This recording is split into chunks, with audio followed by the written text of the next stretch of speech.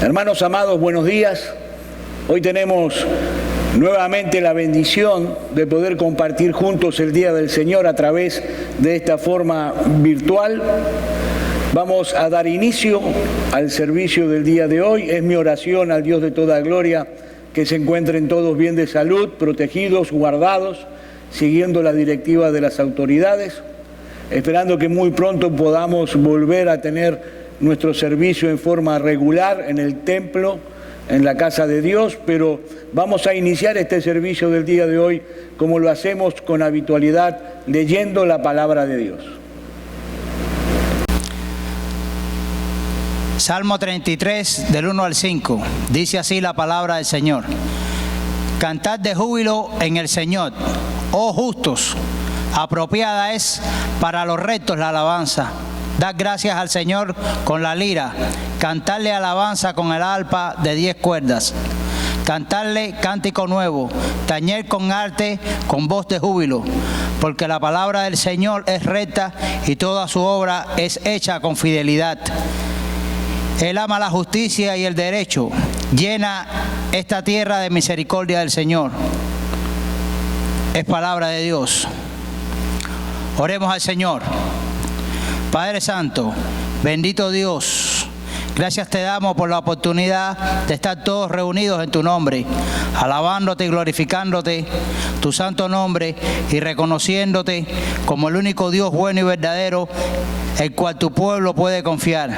Gracias, Señor, porque a pesar de todas las dificultades, tú nos das tu palabra como un gran alimento espiritual que necesitamos para vivir una vida santa en tus caminos, Señor. Gracias, Señor, por cuidar de nuestros hijos, de esta pandemia que azota el mundo. Sabemos por fe que tú estás en control de todo y que todo lo que se hace es conforme a tu voluntad, porque tú eres un Dios soberano, Señor. Pero tenemos la certeza de que al final de todo, tú serás el único vencedor y toda la honra y toda la gloria será tuya, porque tuya pertenece, Señor. Gracias te damos en el nombre y en la autoridad de nuestro Señor Jesucristo, Señor. Amén.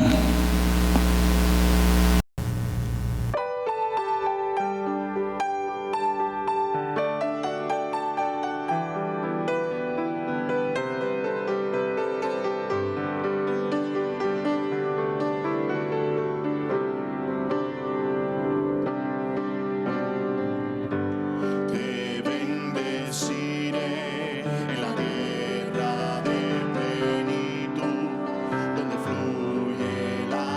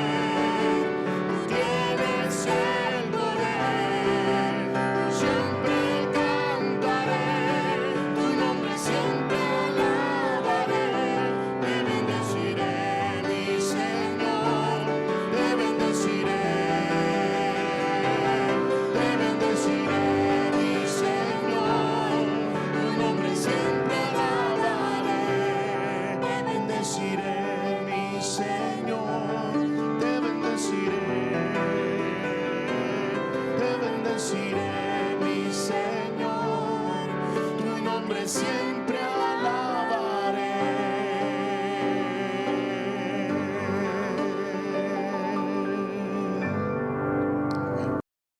Hermanos, hemos llegado al momento de la predicación de la palabra de Dios, pero antes de pasar al mensaje voy a pedirles a ustedes que se unan a mí y que juntos, como iglesia, como cuerpo, pongamos este tiempo en manos de nuestro Dios. Oremos. Señor, te damos gracias por la bendición de poder recibir tu santa palabra en esta mañana. Señor, abre nuestras mentes, prepara nuestros corazones para recibir tu palabra con gozo y con reverencia. Anímanos, Señor, a la fidelidad de practicar tu voluntad en nuestra vida.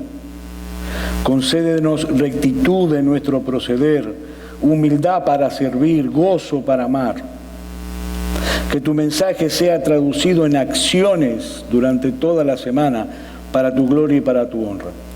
Que tu Espíritu ilumine nuestras mentes con el conocimiento de tu obra en nuestro Señor Jesucristo. Señor, suple las debilidades que pueda haber en el predicador, para que al final de este servicio toda la gloria y toda la honra sean para ti, porque a ti pertenecen. Oramos en el nombre y en la autoridad de nuestro Señor Jesucristo. Amén. Efesios capítulo 1, versículo 7 al 14. Dice así la palabra de Dios: en quien tenemos redención por su sangre, el perdón de los pecados, según las riquezas de su gracia, que hizo sobreabundar para con nosotros en toda sabiduría e inteligencia, dándonos a conocer el misterio de su voluntad, según su beneplácito, el cual se había propuesto en sí mismo de reunir todas las cosas en Cristo, en la dispensación del cumplimiento de los tiempos, así las que están en los cielos como las que están en la tierra. En él asimismo tuvimos herencia, habiendo sido predestinados conforme al propósito del que hace todas las cosas según el designio de su voluntad, a fin de que seamos para alabanza de su gloria, nosotros los que primeramente esperábamos en Cristo. En él también vosotros, habiendo oído la palabra de verdad, el evangelio de vuestra salvación, y habiendo creído en él, fuisteis sellados con el Espíritu Santo de la promesa, que es las arras de nuestra herencia hasta la redención de la posesión adquirida para alabanza de su gloria. Es palabra de Dios. Mis hermanos, este es el inicio de la carta a los Efesios, donde el apóstol Pablo en los versículos 3 al 6 pasa a enumerar las bendiciones espirituales que Dios ha derramado sobre su pueblo en Cristo. Y en ese pasaje de los versículos 3 al 6 nosotros encontramos básicamente cuatro cosas. En primer lugar, ¿cuál es la fuente de esas bendiciones? Es Dios el Padre. En segundo lugar, ¿cuál es el carácter de esas bendiciones? Fuimos bendecidos con toda bendición espiritual en los lugares celestiales. En tercer lugar, encontramos cuál es el agente por medio del cual nosotros disfrutamos de esas bendiciones: nuestro Señor Jesucristo. Y en cuarto lugar, la base sobre la cual descansan esas bendiciones: el puro afecto de su voluntad. Dios nos escogió por el puro afecto de su voluntad para salvación desde antes de la fundación del mundo. Ahora, a partir de este pasaje que yo acabo de leerles en los versículos 7 al 14, Pablo pasa a describir algunas de esas bendiciones que él mencionó en los versículos 3 al 6. Y mis queridos hermanos, yo espero de todo corazón, no solamente como pastor de esta iglesia, sino como hermanos suyos en Cristo, que esta mañana, a medida que nosotros avancemos sobre esta lista de bendiciones, nuestros corazones se enciendan en devoción. se enciendan en gratitud, en alabanza por todos los privilegios que nosotros tenemos en Cristo. Mi hermano, mi intención esta mañana es convencerte a ti, es hacerte entender de que si tú eres un verdadero cristiano, un cristiano genuino, ha sido un alto honor el que Dios te ha dado de haberte escogido para salvación desde antes de la fundación del mundo. Y lo primero que encontramos en esta lista de bendiciones es un par de bendiciones, valga la redundancia, que aunque son distintas entre sí, se encuentran íntimamente asociadas una con la otra. Veamos otra vez el versículo 7. En quien tenemos redención por su sangre, el perdón de pecados según la riqueza de su gracia. Encontramos redención y perdón. Y la palabra redención que aparece aquí es una raíz griega que significa literalmente aflojar. Y se usaba en esa época para describir la acción de aflojarse la ropa o de quitarse la armadura. Pero cuando se aplicaba a los seres humanos, daba referencia de ser librado de cualquier tipo de atadura. O daba referencia de rescatar o de liberar a alguien por medio del pago de un precio. Y ese es precisamente el concepto que transmite la palabra redención en nuestro texto. La redención entonces no es más que dejar en libertad a alguna persona o alguna cosa luego de pagar el precio de su rescate. Es lo que nosotros hacemos habitualmente cuando vamos a una casa de empeño. Nosotros redimimos esa joya o ese objeto que tenemos ahí pagando el precio establecido para su rescate. Entonces, cuando Pablo nos dice que hemos sido redimidos en Cristo, obviamente él está pensando en nosotros los creyentes como esclavos, como prisioneros que hemos sido comprados y dejados en libertad. En la antigüedad, una persona podía convertirse en esclavo por tres motivos, fundamentalmente. En primer lugar, por nacimiento, es decir, si los padres de la criatura eran esclavos, ese niño, esa niña automáticamente era esclavo del mismo dueño. En segundo lugar, si el pueblo de donde provenía esa persona era vencido en una guerra, habitualmente todos los prisioneros de guerra se convertían en esclavos del vencedor. Y en tercer lugar, por una deuda contraída, la cual no se podía pagar. Cuando la deuda era muy elevada y no se podía pagar, entonces el deudor se entregaba como esclavo del acreedor. Bueno, la Biblia nos enseña que espiritualmente hablando, el hombre es un esclavo. Y hermanos, es un esclavo en todo el sentido de esta palabra. Nosotros somos esclavos por nacimiento, por haber nacido en medio de una raza caída. Nuestros abuelos eran esclavos del pecado, nuestros padres eran esclavos del pecado y nosotros nacimos en la misma condición. Pero también somos esclavos por conquista. El pecado se ha convertido en nuestro rey, en nuestro señor, en nuestro dueño, en nuestro amo y gobierna sobre nosotros en nuestro estado natural. Pero en tercer lugar, también somos esclavos por endeudamiento. Todos nosotros tenemos una deuda con Dios por causa de nuestros pecados que es impagable. Así que estamos bajo el dominio del pecado y bajo la maldición de la ley.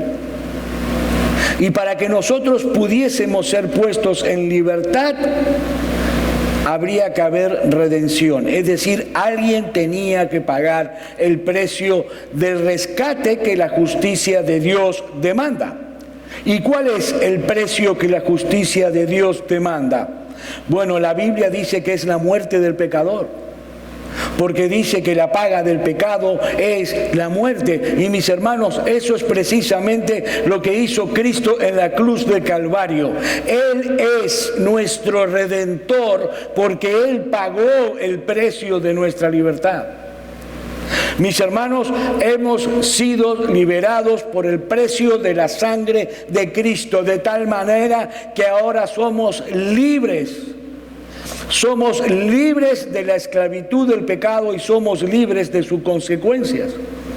Es en ese sentido que el apóstol Pablo dice en Gálatas capítulo 3, versículo 13, Cristo nos redimió de la maldición de la ley, hecho por nosotros maldición, porque está escrito, maldito todo el que es colgado de un madero.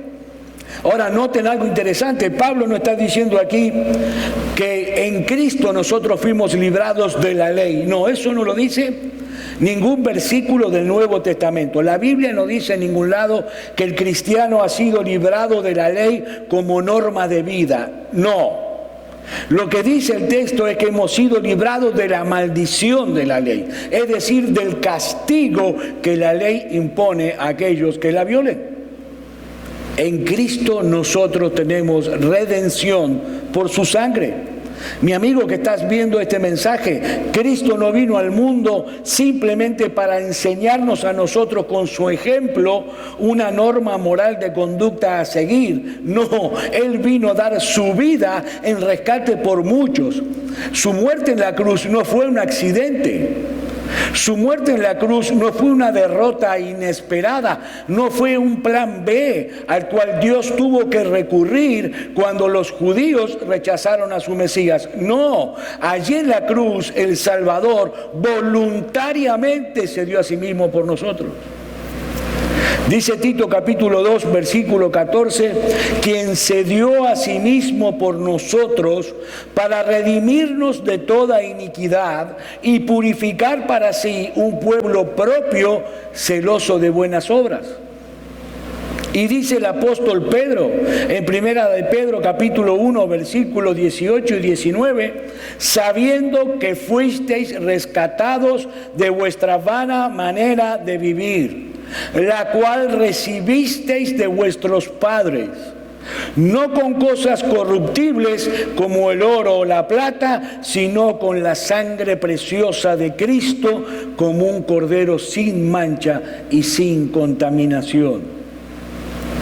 El hombre natural es un esclavo. Y esa era tu condición, mi hermano, y esa era mi condición antes de venir a Cristo. De esa manera es como tú debes verte a ti mismo cuando tú miras en retrospectiva tu vida pasada. Y lo que es todavía más terrible, mi hermano, estabas tan atontado, estabas tan embotado por causa del pecado que tú creías que era feliz. Tú veías las cadenas y pensabas que eras libre, que vivías como tú querías, cuando en realidad estabas dirigiéndote a una muerte eterna segura sin darte siquiera cuenta de eso. Esa es la condición en la que se encuentra todo hombre en su estado natural sin Cristo. Pero mis hermanos, entonces vino nuestro amante y glorioso Redentor. Y así en la condición en la que tú estabas, encadenado, esclavizado, subastado en un mercado público de esclavo, así como tú estabas, Él te amó. Y cuando comenzaron a ofrecer dinero por ti, Él ofreció su vida. Él ofreció hasta la última gota de su sangre para que tú fueras de Él, para que fueras libre, para comprarte. Pero esa libertad no es como algunos piensan, que Cristo nos liberó para que ahora nosotros podamos vivir impunemente como nos plazca. No, ese no es el concepto de la libertad cristiana. Es un concepto equivocado que muchos hoy tienen acerca de la libertad cristiana, pero ese no es el concepto que nos enseña la Biblia. Sí hemos sido liberados, pero para servir a Dios, para que podamos desear y seguir el bien, Para eso hemos sido liberados. Dice Pablo en Romanos capítulo 6, versículos 17 y 18, pero gracias a Dios, que aunque erais esclavos del pecado, habéis obedecido de corazón a aquella forma de doctrina a la cual fuisteis entregados, y libertados del pecado, vinisteis a ser siervos de justicia. Mi amado hermano, mi amada hermana, libertad cristiana no significa que el creyente puede vivir como le venga en gana y nadie tiene el derecho de meterse con él, ni siquiera el pastor. No. Lo que significa libertad cristiana es que ahora podemos libremente transitar por el camino de la obediencia. Dice 1 Corintios capítulo 6, versículos 19 y 20, ¿o ignoráis que vuestro cuerpo es templo del Espíritu Santo, el cual está en vosotros, el cual tenéis de Dios, y que no sois vuestros? Porque habéis sido comprado por precio. Glorificad a Dios en vuestro cuerpo y en vuestro espíritu, los cuales son de Dios. ¿Escuchaste tú eso, mi hermano? Tu cuerpo y tu espíritu no te pertenecen. No somos nuestros. No podemos hacer con nuestra vida lo que nos antoje. Fuimos comprados por precio y somos siervos de Cristo. Mis hermanos, perseguir las mismas vanidades que el mundo persigue, vivir por las mismas tonterías inútiles por las que el mundo se desvive y corre detrás, es volver a esclavizarnos de nuevo, es volver a someternos voluntariamente a ese yugo de cual Cristo nos libró. Dice 1 Corintios capítulo 7, versículo 23, por precio fuisteis comprados, no os hagáis esclavos de los hombres. Nosotros somos libres, sí. Cristo nos compró al precio de su sangre, pero ¿saben para qué? Para que nadie se enseñoree de nosotros excepto Él. Sigue diciendo el versículo 7, según las riquezas de su gracia. Y Pablo enfatiza aquí que la razón que movió a Dios a hacer todo esto a nuestro favor fue por Cristo. Fue por Él y no por nosotros. Él hizo todo esto a nuestro favor por gracia y no por nuestros méritos. Por esa gracia Dios nos redimió y por esa misma gracia nos dio también el segundo par de bendiciones que nosotros podemos encontrar en los versículos 8 al 10. Sabiduría e inteligencia. Dicen los versículos 8 al 10 que hizo sobreabundar para con nosotros en toda sabiduría e inteligencia, dándonos a conocer el misterio de su voluntad según su beneplácito, el cual se había propuesto en sí mismo de reunir todas las cosas en Cristo en la dispensación del cumplimiento de los tiempos, así las que están en los cielos como las que están en la tierra. La gracia de Dios sobreabundó en nosotros, dice Pablo, haciéndonos partícipes no solo de su redención, como vimos recién, sino también de su revelación. Dios ha revelado a sus hijos lo que nadie más puede conocer como ellos lo conocen. ¿Y qué es eso que Dios ha revelado a sus hijos? El misterio de su voluntad. Cuando en el Nuevo Testamento aparece la palabra misterio, no se está refiriendo a algo tenebroso, a algo escabroso. No, un misterio en la Biblia es una verdad que nadie podría llegar a conocer a menos que Dios se la revele.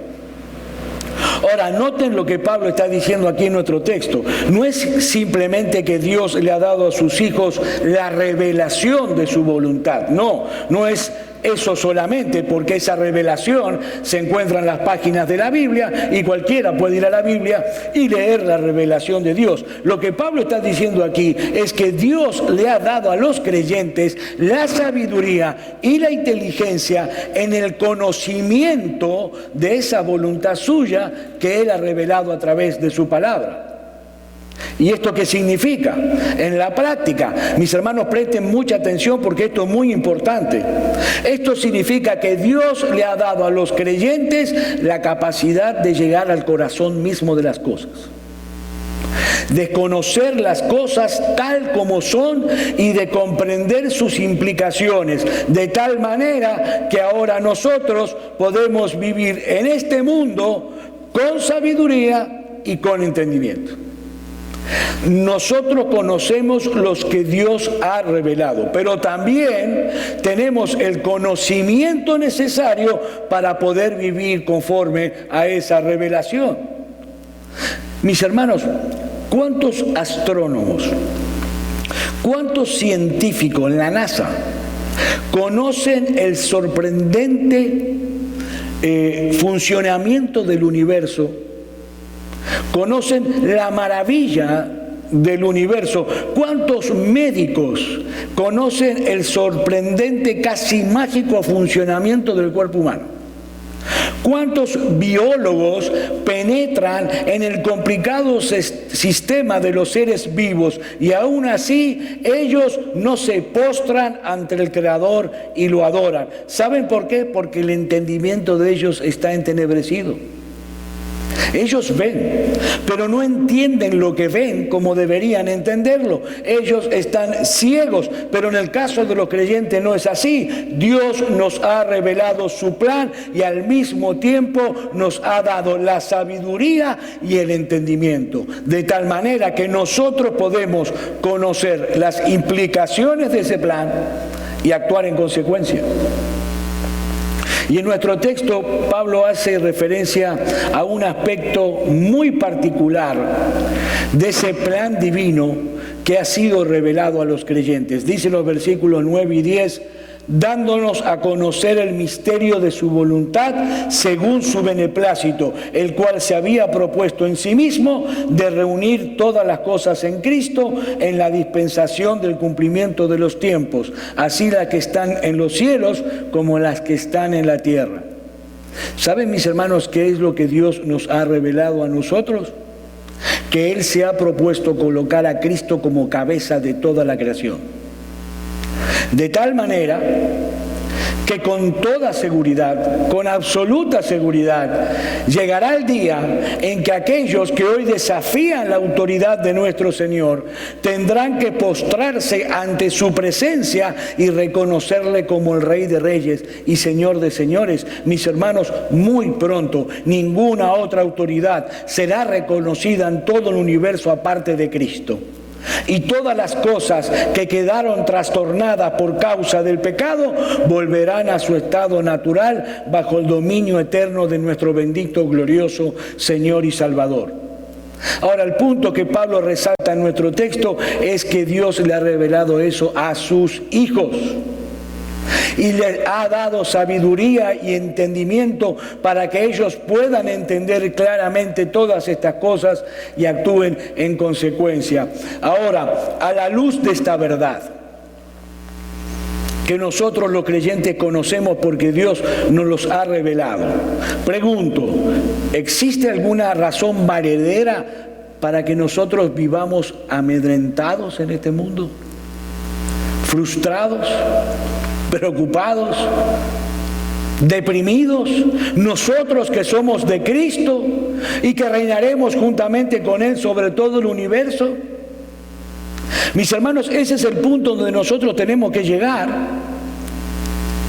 No es solamente verbalizar o conocer de memoria la doctrina, no, también es entender el corazón de esa doctrina. ¿Existe alguna razón realmente por la cual nosotros podemos estar amedrentados, nosotros que reinaremos juntamente con Cristo? Otra pregunta, si nosotros estamos en Cristo y Él ha de reinar sobre todo el universo, ¿Existe alguna razón valedera por la cual nosotros podamos estar descontentos por algo que queremos tener y no podemos tener? Mis hermanos, ¿realmente tienen los impíos algo que nosotros podemos llegar a envidiar? ¿Realmente existe algo que tengan los impíos que nosotros podemos llegar a envidiar? Mis hermanos, si Dios nos ha dado luz para que conozcamos su plan, es para que nosotros vivamos inteligente y sabiamente en este mundo. Miren, dice Salomón en el libro de Eclesiastés capítulo 1 que los impíos persiguen el viento. Es decir, ellos viven corriendo de aquí para allá, tratando de buscar la felicidad, porque ellos no tienen otra cosa. Pero nosotros los cristianos no somos así. Nosotros conocemos otra verdad, nosotros conocemos otra realidad. Ellos no saben lo que nosotros sabemos porque Dios no se los ha revelado. Que Cristo es el Señor y que algún día todo estará sometido a su señorío y que nosotros reinaremos juntamente con Él. Ahora, ¿saben cuál es la pregunta crucial que debemos hacernos aquí? ¿Estás viviendo tú a la luz de lo que sabes? Porque Dios te lo ha revelado. Mis hermanos, ¿estamos viviendo como sabios o estamos viviendo como necios? ¿Revela nuestro estilo de vida que somos personas sensatas, entendidas de cuál es la voluntad de Dios? Que sabemos perfectamente que es en esa voluntad de Dios y en ningún otro lugar donde se encuentra la verdadera felicidad. Pero nuestro texto nos dice que en Cristo no solamente tenemos redención, no solamente tenemos revelación, sino que en tercer lugar nos dice que tenemos una herencia. Versículos 11 y 12. En Él asimismo tuvimos herencia, habiendo sido predestinados conforme al propósito del que hace todas las cosas, según el designio de su voluntad, a fin de que seamos para alabanza de su gloria, nosotros los que primeramente esperábamos en Cristo. Como hijos adoptados que somos del Padre, nosotros somos herederos legítimos. Esa herencia ya es nuestra, desde ahora, es nuestra. Aunque todavía no hemos entrado en el pleno disfrute de ella, es nuestra. Y quiero que noten aquí algo interesante en nuestro texto. Miren, cuando los griegos querían hablar de algo que iba a ocurrir en el futuro, indudablemente iba a ocurrir sí o sí, pero todavía no había ocurrido, sino que va a ocurrir en el futuro. Ellos usaban los verbos en pasado, como si ya hubiera pasado, aunque hablaran de algo futuro. Y eso es exactamente lo que hace el apóstol Pablo en nuestro texto. Dice en el versículo 11, en Él asimismo tuvimos herencia, en pasado, porque eso es seguro, eso es ciertísimo. Aunque todavía no la vimos, aunque todavía no la palpamos, aunque todavía no la disfrutamos, mi amado hermano, esa herencia ya es tuya con toda seguridad. El Dios de los cielos, que es dueño absoluto de todo cuanto existe, visible e invisible, te ha hecho a ti coheredero juntamente con Cristo. Y es imposible que algo pueda ocurrir que nos impida a nosotros tomar posesión de esa herencia. Ahora, ¿debemos sentirnos orgullosos por todos los privilegios con los que Dios nos ha favorecido? Absolutamente no. Ese fue el gran error que cometió el pueblo de Israel en el pasado. Ellos llegaron a creer que eran personas especiales por ser parte del pueblo escogido de Dios y se envanecieron. Pero eso no es el propósito de Dios al salvarnos. Leamos otra vez lo que dice el versículo 12. A fin de que seamos, ¿para qué? Para la alabanza de su gloria. Nosotros los que primeramente esperábamos en Cristo. Mis hermanos, Dios diseñó su plan de salvación de tal manera que toda jactancia de parte nuestra fuera eliminado. Todo lo que somos, todo lo que tenemos, Todo lo que vamos a disfrutar en la eternidad nos fue concedido por Dios únicamente por gracia, para que solo nuestro Dios reciba toda la gloria. Y finalmente, en esta lista de bendiciones espirituales, en los versículos 13 y 14, nosotros encontramos la más sorprendente de todas. Hemos visto que tenemos redención en Cristo, tenemos revelación, tenemos herencia y en cuarto lugar tenemos el sello del Espíritu Santo.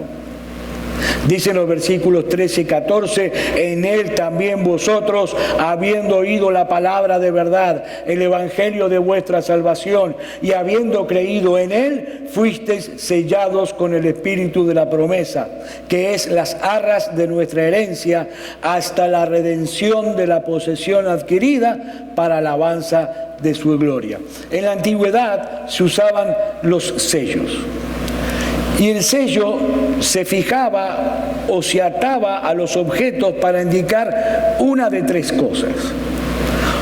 O garantizar su autenticidad cuando se trataba de documentos, o para indicar quién era el dueño de ese objeto, o en tercer lugar para protegerlo del daño, de cualquier tipo de daño. Es por eso que la Biblia dice que la roca que tapaba la tumba de Jesús fue sellada para protegerla. Así que el sello en la antigüedad significaba autenticidad, posesión y protección. Entonces, ¿qué es lo que Pablo nos está diciendo aquí? Bueno, lo que él nos está diciendo es que los verdaderos creyentes han sido sellados con el Espíritu Santo, asegurándoles Dios de esta manera que son genuinos, que le pertenecemos solamente a Él y que seremos protegidos y guardados hasta recibir la plena posesión de todo aquello que nos es reservado en los cielos. Ahora noten un punto importante, no es el Espíritu Santo el que sella al creyente, no, eso no es lo que Pablo está diciendo. Lo que Pablo está diciendo es mucho más glorioso aún, mis hermanos. El Espíritu Santo es el sello y ha venido a morar en nosotros conforme a la promesa que había en el antiguo pacto. Dios nos dio su Espíritu como una garantía de la plena posesión de nuestra herencia en el futuro. Dice el versículo 14 que el Espíritu Santo es las arras de nuestra herencia. Y esa palabra arras se utilizaba para señalar el depósito que un comerciante daba por adelantado para asegurarse la compra de algo. Es lo que nosotros conocemos hoy como el down payment, que utilizamos cuando compramos un carro. El down payment es un anticipo que asegura que el resto, el total, viene seguro. El total de la deuda será abonada. Hermanos míos, nosotros todavía no disfrutamos de todo lo que Dios ha preparado para nosotros, pero Él nos ha dado a su Espíritu como un anticipo. Ahora pensemos esto por un momento. Si el Espíritu Santo es el anticipo de lo que viene, hermano, lo que viene tiene que ser muy grande. Porque el anticipo es el Espíritu Santo. La tercera persona de la Trinidad morando en nosotros es el anticipo, su obra de regeneración, la manera en que Él nos convence de pecado, la manera como Él nos guía a la santidad, cómo va forjando en nosotros el carácter de Cristo. Todo eso nos indica que ciertamente nosotros le pertenecemos a Dios y que algún día nosotros entraremos en el disfrute pleno de nuestra salvación. Miren, tristemente, muchos cristianos, genuinos cristianos, se los ha llevado a pensar de que aún no tienen el Espíritu Santo en ellos, porque no hablan en lenguas, porque no se tiran a gritar en el piso, porque no han tenido ninguna emoción extraña, ni han vivido ningún tipo de experiencia mística, Pero mis queridos hermanos, ninguna de esas cosas se menciona en este texto de la Biblia que nosotros estamos estudiando hoy como una evidencia de haber recibido el Espíritu Santo. Por el contrario, el texto es bien claro e indica claramente que todo verdadero cristiano, todo cristiano genuino, ya ha sido partícipe de ese don maravilloso.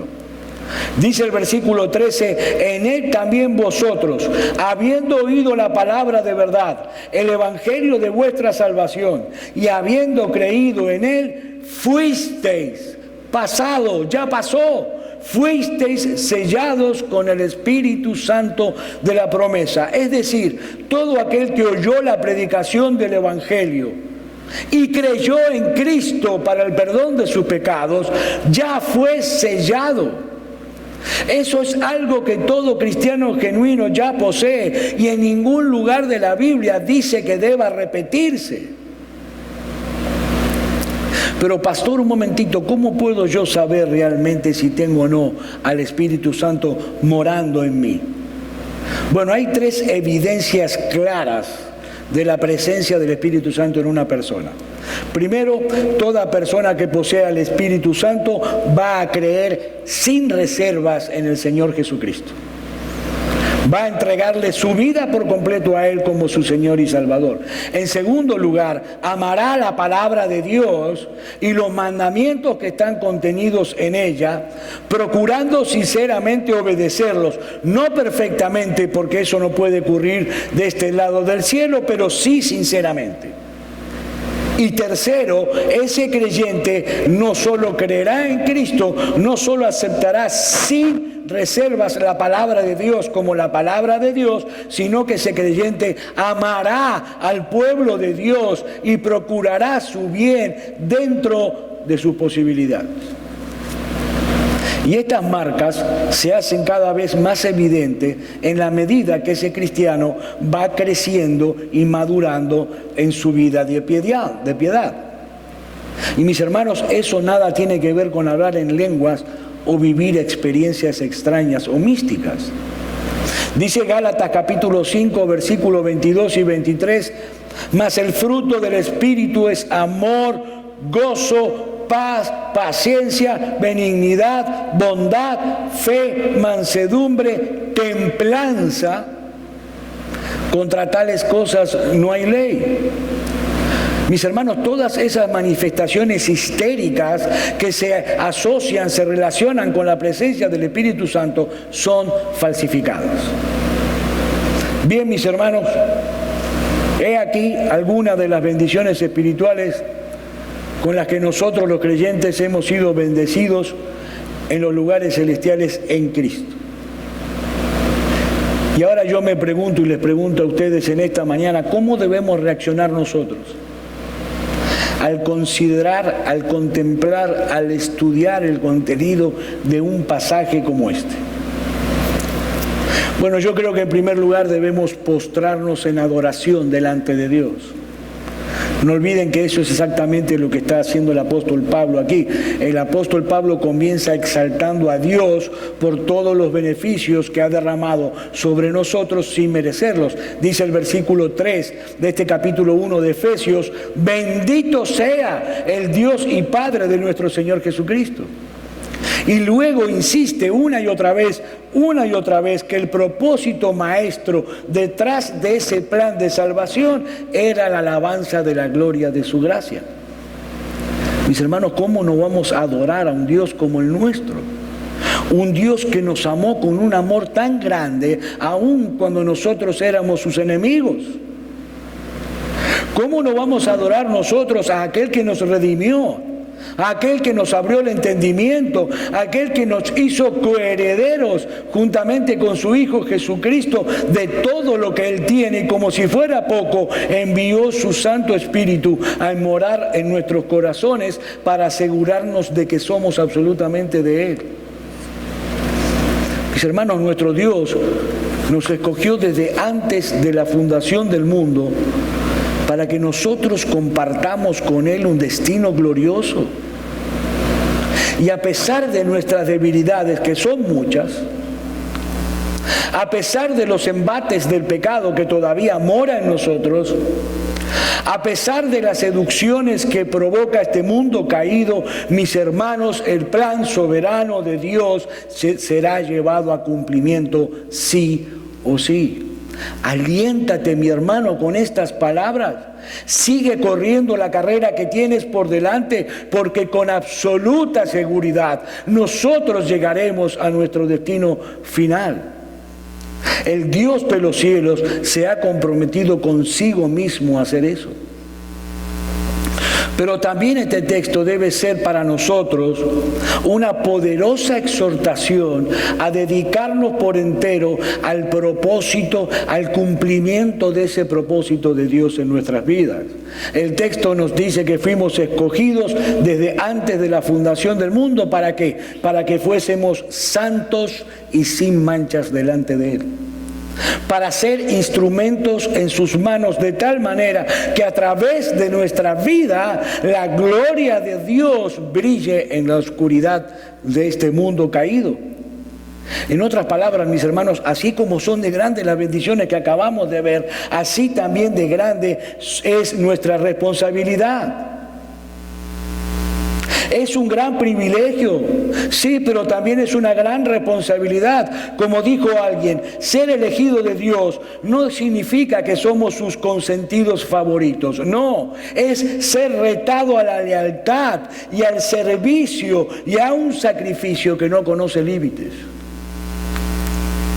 Después de todo, mis hermanos, pensemos en esto. Si Dios hizo todo esto por mí, sin merecerlo, nada es demasiado para Él.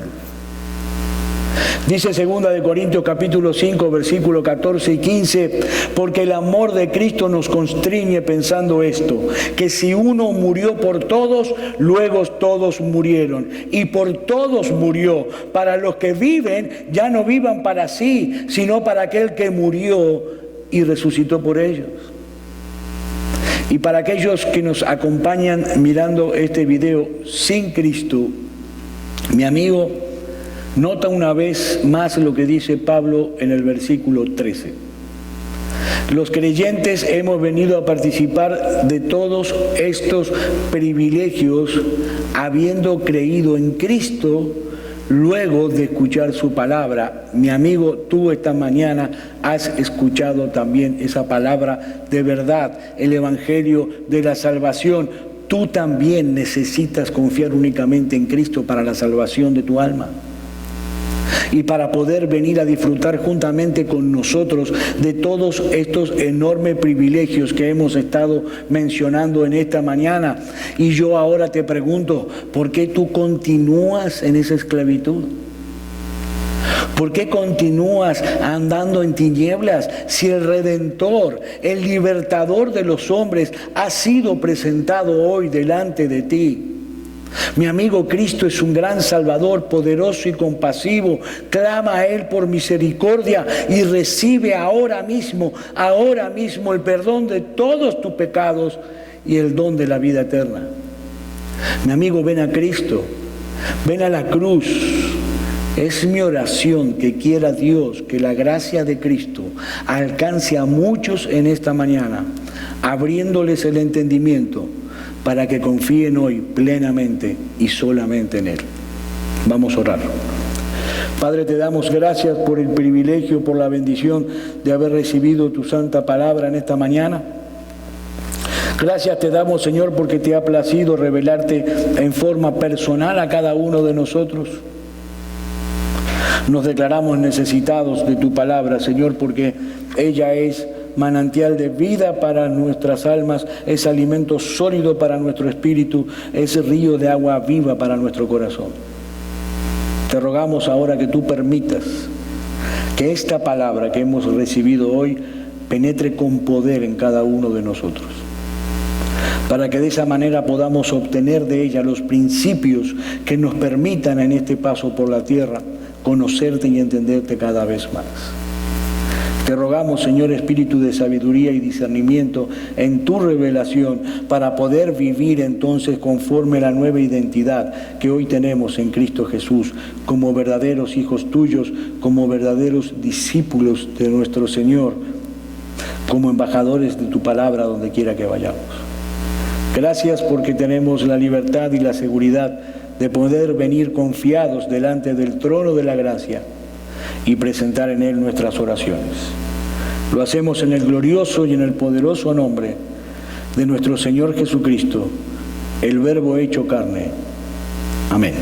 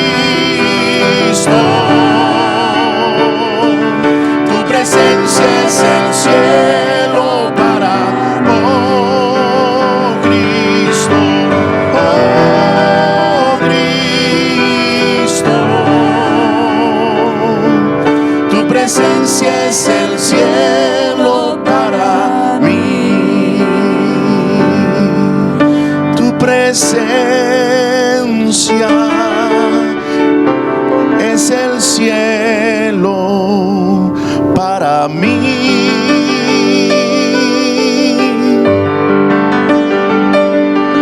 Tu presencia es el cielo para mí.